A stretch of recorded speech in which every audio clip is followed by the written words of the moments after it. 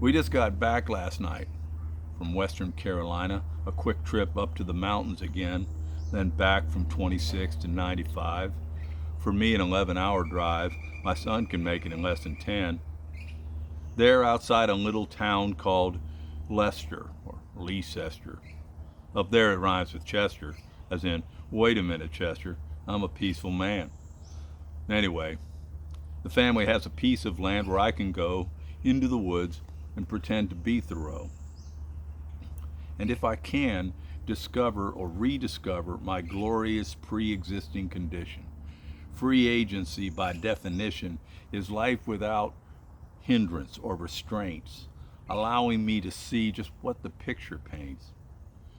Walking in the woods behind the dog, above the cabin, up in the mountain path, winding through the oak and hickory and the sourwood trees, doing just what I want, thinking what I please, going my own way, independent and free from what the neighbors say. No roles or types cast in my direction. Oh, I'm hoping I like the guy that I see now in the shallow creek's reflection. Squinting upward through the branches at the pale blue sky, the chance to reflect strips me clean of any alibi. Free agency, I suspect, is a beginning and not an end, a cause and not effect. Freedom is more than that, my friend. I would have stayed longer in my beloved Appalachians, but that's all the time we had to spend. Soon, no doubt, I'll be headed up again, headed up or headed out offshore. How does it feel, asked Dylan, to be on my own, just free willing, to be left alone? Pretty damn good, actually. But if this was about freedom, I had to come back. Like HDT, my trip was no retreat, and the all-important act, the necessary feat, was the fact that I returned from isolation, bringing with me some truth about emancipation. To be really free, I had to shake off self-possession and reconcile my habitation.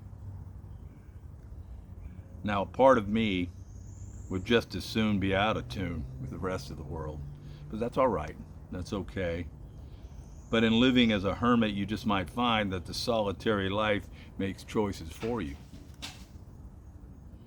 Once upon returning to a place shared knowingly with other folk, within sight of someone else's chimney smoke, I must willfully concede limits to my independence, as did my ancestors. So it goes with me and my descendants. As a member of the human race, I must decide to act in such a way relevant to anyone with whom I share a space. My right to blast the Allman Brothers ends where the rights and precious ears of others.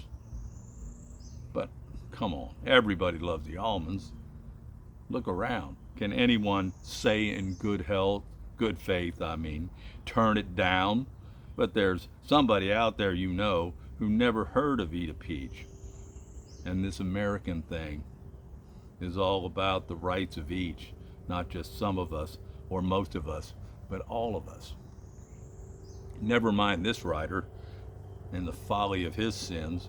Holmes, the justice, not the fighter, said your right to swing your fist ends where my old nose begins.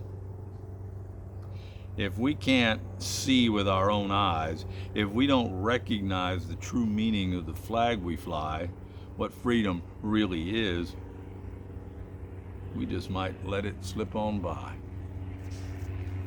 Slip on by.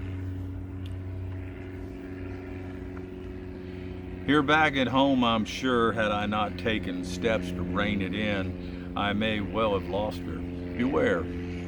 License is liberty's imposture. A free life, for better or for worse, oftentimes requires putting others first. But how? Long I stood on that old mountain, believing reciprocity is all we needed. You know, treat folks the way you wish to be so treated. And the one I hold most dear of all the Lincoln lessons that I save is how he taught me that I cannot be a master if I will not be a slave. But isn't the giving of yourself the purest meaning of love? And so then it is the drive, the push, the shove toward freedom? I guess that's what I'm trying to say. It's not so complicated.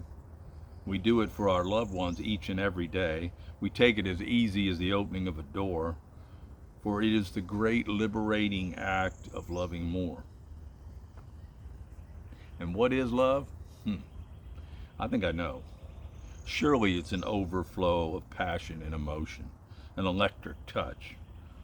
But it's not just a falling of head over heels. Love is a commitment to causes, a dedication to ideals. Inside us flows this natural spring, fed by the giving of oneself to someone or to a certain thing. Love, said Auden, is about paying attention. How about that? It's the nurturing of friendships and kinships and the modesty of intention. Great sacrifice and the satisfaction that comes with that which we give up fills and spills our blessing cup. And it all comes down to this. Now, every once in a while, we need to go back to the woods, so to speak, and remember what it's all about. Soon enough, no doubt, I'll be headed up or headed out. Maybe I'll just take a walk along the beach and spend a sliver of time. That's Stella.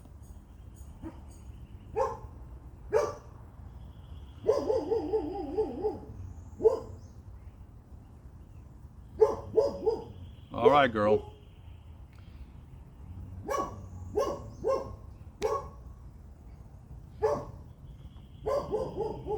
Now, every once in a while, we need to go back to the woods, so to speak, and remember what it's about. Soon enough, no doubt, I'll be headed up or headed out. Maybe I'll just take a walk along the beach and spend a sliver of time beyond the social reach. Listen to my inner voice and get all reacquainted with my free will and choice and what it had to teach. Even fleeting moments without hindrance or restraints can allow me to see just what the picture paints.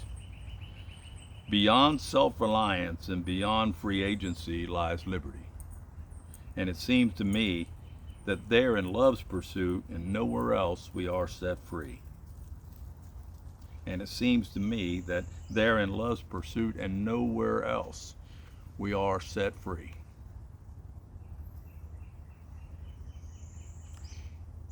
Fair winds.